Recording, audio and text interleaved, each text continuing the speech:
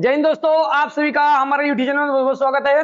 तो कैसे हो दोस्तों? उम्मीद है कि आप लोग बहुत शानदार होंगे और अपनी तैयारी भी बहुत शानदार तरीके से कर रहे होंगे। चलिए हम सबसे पहले यहाँ पर बात करेंगे आरपीएफ की जो वैकेंसी आई है आप लोगों की, ठीक है। कांस्टेबल और एसआई की सबसे पहले हम बात करते हैं, जिसमें हम प्रीवियस ईयर के क्वेश्चन सॉल्व करने वाले हैं। लेकिन मैं आप लोग को इन दोनों के बारे में थोड़ी सी जानकारी देता हूँ।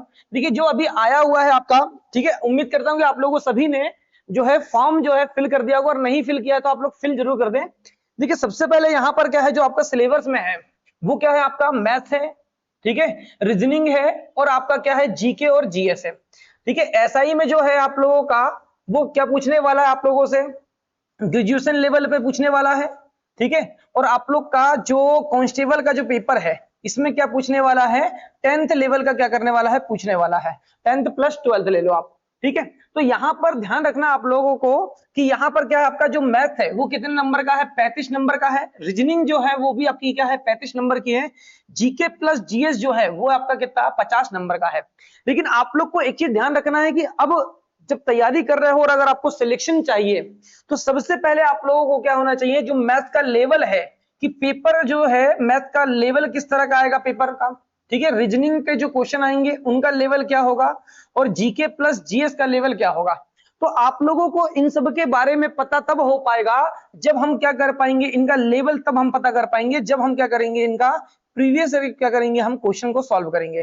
तो हमें क्या हो जाएगा, एक आइडिया हो जाएगा कि किस तरह से यहाँ पर क्या आते हैं, प्रश्न आते हैं। और आने वाले समय में थोड़ा सा लेवल हमेशा क्या करता है, वो बढ़ाता है। तो आप लोगों को क्या करना है, यहाँ पर थोड़ा सा बढ़ते हुए क्या करना है, तैयारी करना है। और आप लोगों को तैयारी भी जो है मैथ की, रीजनिंग की और जीके जीएस की तैयारी भी इसी चैनल के माध्यम से फ्री ऑफ कॉस्ट करवाई जाएगी, ठीक है। आप अभी जो है स्टार्टिंग जो हो चुके हैं आप लोग के किसके, रीजनिंग के प्रीवियस ईयर क्वेश्चन स्टार्ट हो चुके हैं। और आज जो है हमारा पहला पेपर, पहला जो वीडियो है वो काय का है, मैथ के प्रीवियस ईयर का है आपका। और आने वाले समय में भी और भी क्वेश्चन यहाँ पर शामिल कर लिए जाएंगे, ठीक है। तो आप लोग की तैयारी जो है, और साथ साथ यहाँ पर जो है हम टेस्ट की भी तैयारी करवाएंगे आप लोगों की, ठीक है, ताकि आप लोग की तैयारी बहुत शानदार तरीके से हो सके। तो यहाँ पर क्या करना है आप लोग को, जो 35-35 दूनी 70, ये अगर 70 अगर आपने बहुत अच्छा कर लिया, ठीक है, और थोड़ा सा जीएस में अगर बहुत अच्छे से ध्यान दे दिया, तो ये समझ लो जीके तो सबका अच्छा होता ही होता है, लेकिन यहाँ पर जीएस जो है वो थोड़ा सा आपको क्या करना है, रेलवे के हिसाब से आपको क्या करना है, जीएस पढ़ना, क्योंकि ये सबसे महत्वपूर्ण हो जाता है, ठीक है। और यहाँ पर कितने नंबर का है, 70 नंबर का है, ठीक है। तो यहाँ पर टोटल जो है आपका 120 नंबर है। और यहाँ पर क्या होने वाले आपको, केवल कितने मिनट मिलने वाले हैं आपको, हाँ 90 मिनट यहाँ पर मिलने वाले हैं, ठीक है। कितने मिनट मिलेंगे आपको, 90 मिनट मिलेंगे। 120 क्या है आपके क्वेश्चन है, इसलिए आप लोगों को तैयारी बहुत अच्छे से करनी पड़ेगी, ठीक है। लेवल आपको जानना पड़ेगा। तो सबसे पहले हम क्या कर लेते हैं, यहाँ पर जो मैथ का जो लेवल है उसमें क्या है, जो भी जिस तरह के लेवल होगा हम यहाँ पर चेक करेंगे, और वो किस तरह से, किसके माध्यम से, हम जो क्वेश्चन आए हुए हैं उनके माध्यम से क्या करने वाले हैं, हम चेक करने वाले हैं कि हमारे पास में जो है पेपर का लेवल किस तरह से होने वाला है, ताकि हम क्या कर पाए, आगे अपनी तैयारी बहुत शानदार तरीके से कर पाए, ठीक है। तो आज जो है वो सामान्य सामान्य क्वेश्चनों को शामिल किया गया है, ठीक है। बहुत बड़ा वीडियो ना हो, ठीक है, तो जिसके कारण थोड़े प्रश्न यहाँ पर शामिल किए गए हैं, लेकिन हाँ आने वाले समय में आप लोग को बहुत अच्छे से सारे क्वेश्चन शामिल करवा दी जाएंगे, ठीक है। चलिए तो सबसे पहले हम यहाँ पर बात करते हैं, यहाँ पर क्वेश्चन का लेवल देखेंगे कि किस तरह का लेवल आ रहा है, ठीक है। पहला प्रश्न क्या है कि 15% प्रतिवर्ष की वार्षिक चक्रवृद्धि ब्याज की दर के साथ 18,000 रुपए की राशि पर 2 साल की अवधि के लिए प्राप्त राशि, हाँ, क्या करें, प्राप्त करें। तो हमें यहाँ पर क्या निकालने की बात कर रहा है, वो मिश्रधन। हमें क्या क्या दिया हुआ है, दर दी हुई है, ठीक है। 18,000 रुपए क्या दिया हमें, राशि दी हुई है, और कितने वर्ष की बात किया है, 2 वर्ष की। किसकी बात कर रहा है वो, वार्षिक चक्रवृद्धि ब्याज, मतलब चक्रवृद्धि ब्याज की बात कर रहा है। तो चक्रवृद्धि ब्याज के सवाल जब भी सॉल्व करेंगे तो हम क्या करते हैं, हमेशा दर को सॉल्व करेंगे। देखो इसके तरीके बहुत सारे हैं, मैं आप लोग को अभी सामान्य तरीका बता रहा हूं, फिर आगे जो होगा जब मैं आप लोग को क्या करवाऊंगा, हाँ चैप्टर वाइज जब करवाऊंगा तो आप लोग को बहुत सारी ट्रिकें बता दूंगा, ठीक है। तो अभी जो सिंपल, जिससे हमें हमें क्या हो जाए, आसानी हो जाए, वो मैं आप लोग को बता देता हूँ। देखो 15% है आपका, तो 15% को पहले क्या कर लो, सॉल्व कर लो। 15% सॉल्व करेंगे, 5 3 कितना जाएगा 15, 5 दूनी कितना जाएगा 10, कितना हो गया हमारे पास में 3 बटे कितना आया 20 रुपए। इसका मतलब क्या है, अगर हम किसी को 20 रुपए देते हैं तो 3 रुपए क्या मिलेगा, ब्याज मिलेगा। तो मिश्रधन क्या हो जाएगा हमारे पास में, यहाँ पर आपको लेना है मूलधन, और यहाँ क्या लेना है हमें, मिश्रधन, ठीक है। तो अगर हम किसी को 20 रुपए देते हैं तो 3 रुपए ब्याज मिलेगा, मतलब कितना हो जाएगा हमारे पास में 23 रुपए हो जाएगा। ठीक है, कितने वर्ष की बात हो रही है, जितने वर्ष की बात होगा उतने बार सॉल्व करना है। फिर 20 रुपए हमने दिया तो फिर एक 3 रुपए ब्याज मिलने के साथ क्या हो गया, ये मिश्रण कितना हो जाएगा 23 रुपए हो जाएगा। हम क्या करेंगे यहाँ पर इन दोनों का मल्टीप्लाई कर लेंगे, इन दोनों का क्या करेंगे मल्टीप्लाई। 20 का स्क्वायर करेंगे कितना हो जाएगा हमारे पास में 400 हो जाएगा, और 23 का स्क्वायर करेंगे कितना जाएगा 529। इसका मतलब क्या हुआ, अगर हम किसी को 400 रुपए क्या देते हैं मूलधन अगर देते हैं, ठीक है, राशि अगर देते हैं, तो 15% प्रति वर्ष की चक्रवृद्धि ब्याज की दर से कितने वर्ष बाद, 2 वर्ष बाद कितने रुपए हमें मिल जाएगा 529 रुपए मिलेंगे। लेकिन वो बोल रहा है कि 400 रुपए नहीं है, कितना रुपए है यहाँ पर 400 रुपए ना होकर के वो बोल रहा है कि 18,000 रुपए है। कितने रुपए है 18,000 रुपए है। इससे कितना गुना है भाई, 2 जीरो काट देंगे, 4 से काट 4 एकम 4 और कितना हो जाएगा यहाँ पर 4 चौक 16 बचा कितना 2 4 पंचे 20। इससे कितना गुना है ये 45 गुना। तो ये जो राशि होगी हमारे पास ये भी क्या हो जाएगी 45 गुना हो जाएगी। तो 45 का मल्टीप्लाई करेंगे 45 नंबर कितना हो जाएगा 405। 405 का 5 हासिल कितना आया हमारे पास में 40। 45 दूनी कितना हो जाएगा 90, 90 और 40 कितना हो जाएगा हमारे पास में 130 का क्या आ जाएगा 0 हासिल का कितना 13। 45 पंची कितना हो जाएगा 225। 225 में 13 जोड़ेंगे कितना जाएगा हमारे पास में 238 हो जाएगा। ये क्या हो गया हमारे पास में आंसर 23,805 रुपए। 23,805 रुपए। देखिए ट्रिक बहुत सारी है, मैं आप लोग को जब चैप्टर वाइज पढ़ाऊंगा तो आप लोग को बहुत सारी ट्रिक बता दूंगा, साधारण ब्याज जैसा भी आप लोग को बता दूंगा, लेकिन आप अभी यहाँ पर इस तरह सॉल्व कर ले, आसानी हो जाएगी। चलिए ठीक है, उम्मीद है कि समझ में आ गया होगा। अब आगे बढ़ते हैं, एक नेक्स्ट क्वेश्चन क्या दिया है देखियो, एक धातु के टुकड़े की कीमत 115 से बढ़ाकर क्या कर दी गई है 138 रुपए हो गई। वृद्धि का प्रतिशत क्या करना हमें ज्ञात करना है। देखिए पहले कितनी थी, एक टुकड़े की कीमत कितनी थी 115 रुपए थी, कितनी बढ़ा दी गई भाई 138 रुपए। यहां पर अगर हम देखें तो कितने बढ़ गई 23 रुपए बढ़ गई पहले से। कितनी बढ़ गई पहले से 23 रुपए बढ़ गई, दोनों के बीच का अंतर कितना आएगा 23 आएगा, तो 23 बढ़ गई। कितने रुपए पर बढ़ी भाई 115 रुपए पर 23 रुपए क्या हो गया यहाँ पर बढ़ गई क्या कीमत। तो यहाँ पर 23 रुपए बढ़ गई, हमें क्या निकालना है परसेंट निकालना। तो परसेंट से क्या कर देंगे हम 100 का क्या कर देंगे मल्टीप्लाई कर देंगे, तो हमारे पास में क्या जाएगा आंसर आ जाएगा, आराम से परसेंट निकल जाएगा। 23 एक कम 23, 23 पंचे कितना जाएगा 115, 5 एक कम 5, 5 दूनी 10 और 5 शून्यम शून्य। तो कितने परसेंट वृद्धि हो गई पहले से 20% की क्या हो गई वृद्धि हो गई। चलिए बहुत शानदार सवाल था, बहुत सरल सवाल था। ठीक है, नेक्स्ट क्वेश्चन यहाँ पर बहुत सरल सवाल है। यहाँ पर देखो क्या करना है, यहाँ पर सॉल्व करना है, इसको अपन क्या ले लेंगे यहाँ पर सीधे एलसीएम ले लेंगे। तो यहाँ पर एलसीएम लेंगे कितना आएगा हमारे पास में 20 आएगा। 4 से क्या करेंगे डिवाइड करेंगे कितना बार 5 बार, 5 हम 25 हो जाएगा हमारे पास में, प्लस का प्लस 5 से भाग देंगे 4 बार, 4 3 12 माइनस का माइनस 10 से भाग दिए 2 बार, 9 दूनी कितना हो गया हमारे पास में 18। ठीक है, 18 में से 12 जाएगा कितना बचेगा 6, 6 किसमें घटाएंगे 25 में 6 घटाएंगे कितना बचेगा हमारे पास में 19 बटे कितना हो गया हमारे पास में 20। यहाँ पर काट दो, 2 से काट दो 10, 2 कम 2 2 शून्यम शून्य, 2 से काटेंगे कितना हो जाएगा 9 दशमलव कितना आएगा यहाँ पर 5। अभी लेकिन यहाँ पर 10 से डिवाइड करेंगे तो 1 दशमलव यहाँ से कहाँ जाएगा सामने जाएगा, तो मतलब कितना आएगा 0.95 यहाँ पर क्या जाएगा हमारे पास में आंसर आ जाएगा। चलिए ठीक है, बहुत सरल सा सवाल, बहुत छोटे छोटे सवाल भी देखने को मिलते हैं। देखिए क्या दिया है, जब 45,342 को 9 से विभाजित किया जाता है तो और क्या शेष है। तो यहाँ पर और क्या शेष बच सकता है ये बोल रहा है। देखिए 9 से अगर कभी भी किसी संख्या को विभाजित अगर हम करते हैं तो आप या तो सीधे भाग दे दो 9 का, या फिर हम क्या करते हैं इन सभी संख्याओं को जोड़ दो। इन सभी संख्याओं क्या कर दो जोड़ दो, जोड़ने के बाद जो भी आता है अगर वो 9 से डिवाइड हो जाए तो ये समझ लो ये संख्या क्या हो गई डिवाइड हो गई। अगर हम देखें यहाँ पर कितना होगा 4 और 5 कितना होगा 9, 9 और 3 कितना हो जाएगा हमारे पास में 12, 12 और 6 18। अगर हम 18 को क्या कर दें 9 से डिवाइड करें तो 9 दूनी कितना हो गया 18, मतलब पूरा पूरा डिवाइड हो गया। मतलब ये संख्या क्या हो रही है पूरी तरह से क्या हो रही है डिवाइड। मतलब हमारे पास में क्या बच जाएगा शेष पर कितना बच जाएगा 0 बच जाएगा। अगर आप 9 से भाग भी दोगे तो 9 पंचे 45, 9 3 27, बचा कितना यहाँ पर 7, 9 8 72, कितना बच जाएगा यहाँ पर 0 शेषफल बचेगा। तो आंसर क्या आएगा 0 आ जाएगा। चलिए आगे बढ़ते हैं, देखिए क्या दिया है, एक बॉक्स में पेन पेंसिल और इरेजर किस अनुपात में दिए गए हैं 3:2:1 के अनुपात में है। यदि पेन पेंसिल और इरेजर की कीमतें जो हैं क्रमशः 3, 2 और 2 रुपए है, ठीक है, और बॉक्स की लागत कितनी है 90 रुपए है, तो बॉक्स में पेन की हमें क्या निकालना है संख्या निकालना है, या खींचे बात बराबर है। ठीक है, तो यहाँ पर क्या देखिए यहाँ पर इनकी संख्या दी है किस अनुपात में दी, देखो यहाँ पर अपन ने क्या लिखा पेन, और ये क्या हो गया हमारे पास में पेंसिल, और ये क्या हो गया हमारे पास में इरेजर। किस किस अनुपात में भाई 3, 2 और किसके अनुपात में है ये 1 के अनुपात में है। मतलब क्या है कि पेन की संख्या कितनी 3, ठीक है, पेंसिल की संख्या 2 और इरेजर की संख्या कितनी है 1 है। अगर इनकी कीमत की बात करें तो यहां पर क्या हो रहा है इनकी कीमत कितनी है 3 रुपए, ₹3 इसकी कीमत है, इसकी कितनी रुपए है? ₹2 और इसकी कितनी है? ₹2। हम अगर देखें तो एक की कीमत कितनी है? 3, यहाँ 2 है, तो यहाँ पर कितना आ जाएगा? यहाँ पर अगर देखें तो 3 तरीके आ जाएगा, इनके कितना मूल्य हो जाएगा? ₹9। यहाँ पर कितना जाएगा? 2 दूनी कितना जाएगा हमारे पास में? 4, और यहाँ पर कितना जाएगा? 2 एकम 2। तो यहाँ पर अगर देखें, क्योंकि यहाँ पर कीमत प्रति क्या दिया है? यहाँ पर प्रति पेन, प्रति पेंसिल और प्रति इरेजर की कीमत है ये। तो यहाँ पर 3 है, यहाँ 2 है, यहाँ 1 है, तो यहाँ पर कितना आएगा? 9, 4 और ₹2 हो जाएगा। अगर इन सभी को जोड़ दें अपन, ठीक है, तो 9, 4 कितना हो जाएगा? हाँ 13, 13 और 2 कितना हो जाएगा हमारे पास में? ₹15 हो जाएगा।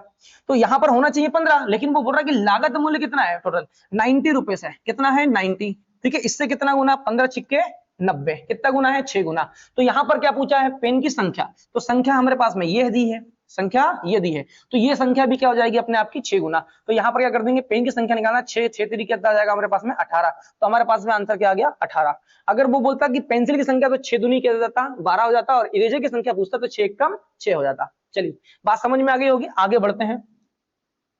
क्वेश्चन नंबर देखिए, यहाँ पर नेक्स्ट दिया है 23 गुणा कितना दिया है? 552 भागित कितना दिया है? 24 प्लस कितना दिया है? 23 बटे कितना है? 552 भागित 23 माइनस 1। अब इसको आपको कुछ नहीं करना है। यहाँ पर देखो, यहाँ पर अगर देखोगे तो सबसे पहले भाग करेंगे अपन, तो जब भाग करेंगे तो 24 एकम 24, अगर यहीं पर भाग दे दें तो 24 दूनी कितना जाएगा? 48, 2 बार चला गया। यहाँ कितना बच गया हमारे पास में? 7, तो 24 3 कितना जाएगा हमारे पास में? 72। बिल्कुल यहाँ पर भाग देंगे अपन, 23 एकम 23, ठीक है। यहाँ पर दो 23 दूनी कितना जाएगा? 46, बचा कितने हमारे पास में? 46, 92 बच जाएगा, ठीक है। 23 कितना जाएगा हमारे पास में? 92 हो जाएगा, बिल्कुल। तो यहाँ पर कितना बच गया हमारे पास में? 23 गुणा क्या आ गया हमारे पास में? 23 प्लस कितना हो जाएगा? 23 डिवाइड कितना हमारे पास में? 24 माइनस 1 करेंगे कितना हो जाएगा? 23 हो जाएगा, ठीक है। आप लोग बहुत आसान से मैं आप लोग को बता रहा हूं। यहाँ पर देखो दोनों में क्या है? यहाँ पर कॉमन दिख रहा है कितना? 23 कॉमन दिख रहा है, हमने कॉमन निकाली, यहाँ से कॉमन निकाला तो एक 23 बच जाएगा हमारे पास में, प्लस यहाँ से 23 बाहर निकलेगा, कितना बच गया हमारे पास में? 1 बटे कितना हमारे पास में? 23 से 23 क्या होगा? कैंसिल, 23 और 1 कितना होगा? 24। ये क्या आ गया हमारे पास में? आंसर, ठीक है। बहुत सरल सवाल है, बस आपको थोड़ा सा दिमाग लगाना है कि आप करोगे कैसे। देखो यहाँ पर नेक्स्ट क्या दिया है? राम और राज 4:5 के अनुपात में है, मतलब यदि उनकी आयु का योग कितना है? 126 है, तो उन्हें उनकी आयु से क्या करें? अलग करें। देखिए ऐसे सवाल जब देखने को मिल रहे हैं तो बहुत सिंपल है। अलग का मतलब क्या होता है? अंतर बताना। क्या बताना हमें? अंतर बताना है। तो इन दोनों की आयु का अनुपात कितना है? 4:5 है। ये हो गया कौन? राम, और ये कौन हो गया? राज, ठीक है। दोनों की आयु का अनुपात कितना है? 4:5 है। हम ये मान ले कि दोनों की आयु कितनी है? इसकी आयु 4 है और इसकी आयु कितनी है? 5 है। तो इन दोनों की आयु का अगर हम योग देखेंगे तो कितना आएगा हमारे पास में? 9 आएगा। लेकिन वो बोल रहा है कि दोनों की आयु का योग कितना है? 126 है। कितना है? 126। इससे कितना गुना है भाई? अगर हम देखें तो 9 एकम 9, और यहाँ पर कितना बचा हमारे पास में? 3, 9 चौक कितना जाएगा? 36। कितना गुना है? 14 गुना है। कितना गुना है? 14 गुना। अब अगर देखें यहाँ पर इन दोनों का अंतर कितना है? 1, तो यहाँ पर ये कितना है? 14। ये 14 ही क्या हो जाएगा? इन दोनों की आयु का क्या हो जाएगा? अंतर हो जाएगा। अब देखो मैंने आपको बता दिया यहाँ की सीधे सीधे 14 आ रहा है, लेकिन हम यहाँ पर कर लेते हैं कि यहाँ पर इन दोनों की आयु भी क्या हो जाएगी? 14 गुना हो जाएगी। तो 14 चौका क्या हो जाएगा? 56 हो जाएगा, और यहाँ पर भी इसकी आयु क्या हो जाएगी? 14 गुना हो जाएगी। तो 14 पंचे कितना जाएगा? 70। इन दोनों का अंतर जब आप निकालोगे तो कितना आ जाएगा हमारे पास में? 14 ही आएगा। क्या आएगा? 14, ठीक है। क्योंकि यहाँ पर अंतर 1 था, इसलिए मैंने आपको सीधे बोल दिया कि यहाँ पर कितना जाएगा आंसर? सीधे 14 आ जाएगा, ठीक है। चलिए उम्मीद है कि समझ में आ गया होगा। आगे बढ़ते हैं। देखिए समबाहु त्रिभुज का क्षेत्रफल पक्ष लंबाई कितनी है? 23 सेंटीमीटर के साथ निकाले। इसका मतलब क्या हुआ कि देखो शब्द जो है, आपको थोड़ा सा शब्दों को समझना है। यहाँ पर क्या निकालने की बात क्या है? समबाहु त्रिभुज का क्षेत्रफल निकालना हमें, और उसने पक्ष की लंबाई मतलब जो क्या है, बाहरी जो भुजा है, ठीक है, समबाहु त्रिभुज की, वो कितनी दे दिया है? 30 सेंटीमीटर दे दिया है, ठीक है। तो यहाँ पर क्या होता है? समबाहु त्रिभुज क्या होता है भाई? सभी भुजाओं, ठीक है, समबाहु त्रिभुज क्या होगा? ऐसा त्रिभुज जिसकी सभी भुजाएं क्या हो? समान होती है। तो यहाँ पर ये भी कितना होगा? 30, ये भी कितना होगा? 30, और ये भी कितना हो जाएगा हमारे पास में? 30 हो जाएगा, ठीक है। तो हमें निकालना क्या है? समबाहु त्रिभुज का क्षेत्रफल। और समबाहु त्रिभुज का क्षेत्रफल जो होता है वो क्या होता है? √3/4 a का क्या होता है? स्क्वायर होता है। तो यहाँ पर √3 तो दिया है, कोई दिक्कत नहीं है हमारे पास में, और 4 का 4 दिया है। लेकिन a का स्क्वायर का मतलब क्या हुआ? a का मतलब क्या हुआ है? जो आपकी भुजा है वो। तो यहाँ पर क्या जाएगा? a का मान कितना जाएगा? 30 × 30 आ जाएगा। इसको काटोगे तो 2 दूनी 4, और यहाँ कितना जाएगा? 15, 2 एकम 2, और यहाँ कितना जाएगा? 15, ठीक है। तो 15 में 15 का मल्टीप्लाई करेंगे कितना आएगा हमारे पास में? 225, ठीक है। और यहाँ पर रूट कितना हमारे पास में? 3, तो यह कितना आ गया? 225 √3। तो हमारे पास में आंसर कितना आया? 225 √3। बस आपको फार्मूला आपको मालूम होना चाहिए। चलिए, उम्मीद है कि समझ में आ गया होगा। आगे बढ़ते हैं, क्वेश्चन नंबर यहाँ पर नेक्स्ट दिया है, ठीक है। यहाँ पर सरलीकरण का प्रश्न है। सबसे पहले क्या करेंगे यहाँ पर अपन, हाँ, छोटा क्वेश्चन सॉल्व करेंगे। तो क्या करेंगे, 22 में से 7 घटाएंगे, कितना बच जाएगा हमारे पास में, 15 बच जाएगा। कितना बच जाएगा, 15। अब ये जो 15 है, 32 में से क्या करेंगे, यहाँ पर माइनस है, तो 32 में से कितना घटेगा अपना, 15 घटेगा, कितना बच जाएगा हमारे पास में, 17 बचेगा। कितना बचेगा, 17। और 17 में क्या हो जाएगा, यहाँ पर 9 प्लस करना है, यहाँ पर करना है 9 प्लस, तो 17 और 9 कितना हो जाएगा हमारे पास में, 26 हो जाएगा। कितना हो जाएगा, 26।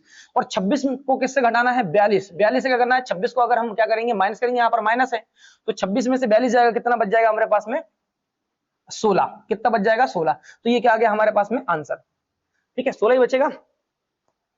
हाँ, कितना बच जाएगा, 16 बच जाएगा। ये क्या आ गया हमारे पास में आंसर। चलिए, सरलीकरण का सामान्य क्वेश्चन था। नेक्स्ट क्वेश्चन दिया, क्या दिया देखिए यहाँ पर, रेलगाड़ी से प्रश्न है। अच्छा, रेलगाड़ी के प्रश्न अक्सर क्या होंगे आपको, जो रेलवे में आपको अक्सर देखने को मिलेंगे। देखिए यहाँ पर क्या दिया है,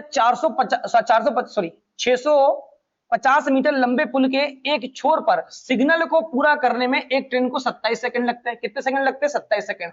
अगर उस ट्रेन को, उस पुल को पार करने में 92 सेकंड का समय लगता है, तो उस ट्रेन की क्या निकालना हमें, लंबाई। देखिए मैं आपको यहाँ पर शॉर्ट नहीं बता रहा हूँ, आपको एक चीज बता रहा हूँ, ध्यान समझ लो। जब भी क्या हो, किसी सिग्नल को पार कर दे, ठीक है, और वही ट्रेन क्या कर रही है, किसी प्लेटफॉर्म या किसी पुल को पार कर रही है, तो हमें यहाँ पर जब भी क्या निकालना हो, लंबाई निकालना हो, तो हम सिंपल करेंगे। देखिए यहाँ पर मैं आपको बताता हूँ, पहले क्या करेंगे अपन, सिग्नल को पार करवाते हैं। सिग्नल को पार करवाएंगे, हमें पता है यहाँ पर क्या होता है, speed equal to distance upon time होता है। क्या होता है, डिस्टेंस अपॉन टाइम। चाल बराबर दूरी बटे समय। आपको यही फार्मूला लगाना है। हमने क्या कर लिया, यही फार्मूला लगाया। डिस्टेंस में क्या हो जाएगा, किसकी लंबाई जुड़ेगी, पहले तो ट्रेन की, लेकिन ट्रेन की तो लंबाई निकालना हमें, तो हमने क्या ले लिया यहाँ पर, ट्रेन की लंबाई क्या ले लिया, टी ले लिया। क्या ले लिया, ट्रेन की लंबाई ले लिया अपन ने, क्या, एल ले लिया अपन ने, एल, ठीक है। प्लस यहाँ पर क्या होगा, डिस्टेंस में क्या हो जाएगा, लंबाई, और जिसको पार करेगी उसकी लंबाई जुड़ेगी। तो सिग्नल को पार करेगी, भाई सिग्नल की लंबाई तो होगी नहीं, क्योंकि सिग्नल खंबा है एक, तो उसको पार करने में क्या है, जितना भी समय लेगा, लेकिन यहाँ पर सिग्नल की लंबाई नहीं होगी, तो यहाँ पर क्या आ जाएगा, 0 हो जाएगी इसकी, ठीक है, क्या आ जाएगी, 0। तो यहाँ पर क्या आ गया, एल अपन कितने सेकंड में पार कर रही है, 27 सेकंड में। ये क्या हो गया अपना, हाँ, डिस्टेंस अपॉन टाइम क्या हो जाएगा हमारे पास में, ये हो जाएगा क्या, चाल। ये क्या होगी, चाल। अब इसी चाल से क्या करने वाली है वो, 650 मीटर लंबे पुल को क्या करेगी, पार करेगी। तो यहाँ पर क्या करेंगे, यहाँ पर 650 मीटर लंबे पुल को पार करेगी, और ठीक है, यहाँ पर जिसको पार करेगी उसकी लंबाई प्लस क्या हो जाएगी, ट्रेन की लंबाई, ठीक है, बट कितने समय में, 92 सेकंड में। कितने सेकंड में, 92 सेकंड में। यहाँ पर भी सेकंड आ गया, यहाँ पर भी क्या आ गया, सेकंड आ गया। चलिए, इतनी बात समझ में आ गई। सेकंड क्या हो जाएगा हमारे पास में, कैंसिल हो जाएगा। अब हम क्या कर देंगे, यहाँ पर मल्टीप्लाई कर देंगे। 27 का मल्टीप्लाई 650 में करेंगे, 650 गुणा क्या हो जाएगा हमारे पास में, 27 हो जाएगा, प्लस क्या हो जाएगा, 27 एल बराबर क्या हो जाएगा, एल का मल्टीप्लाई करेंगे, कितना हो जाएगा, 92 एल हो जाएगा, ठीक है। इस 27 को क्या करेंगे, हम इधर ले जाएंगे, तो यहाँ पर कितना जाएगा, 650 गुणा क्या हो जाएगा, 27 बराबर क्या हो जाएगा हमारे पास में, 92 एल माइनस कितना हो जाएगा, 27 एल। यहाँ पर 92 में से कितना घटाएंगे, 27 घटाएंगे, कितना आ जाएगा हमारे पास में, 65 एल। और यहाँ पर कितना है, 650 इंटू कितना हो जाएगा हमारे पास में, 27। 65 से 65 क्या होगा, कैंसिल। यहाँ कितना बार कट गया, 10 बार। 227 का गुणा 10 में करेंगे, कितना आएगा, 270। ये क्या आ गई, ट्रेन की क्या आ गई, लंबाई। अच्छा, आप लोग के माइंड में आता होगा कि सर ने यहाँ पर हमने इक्वल क्यों लिया। देखो, जब सिग्नल खंबे को पार कर रही तो उसकी चाल वही रहेगी, ठीक है, और अगर किसी पुल को पार कर रही तब भी क्या होगी, उसकी चाल वही रहेगी। तो यहां से क्या निकली हमारे पास में, ये चाल निकली ना, डिस्टेंस अपॉन टाइम। ये क्या निकली, चाल।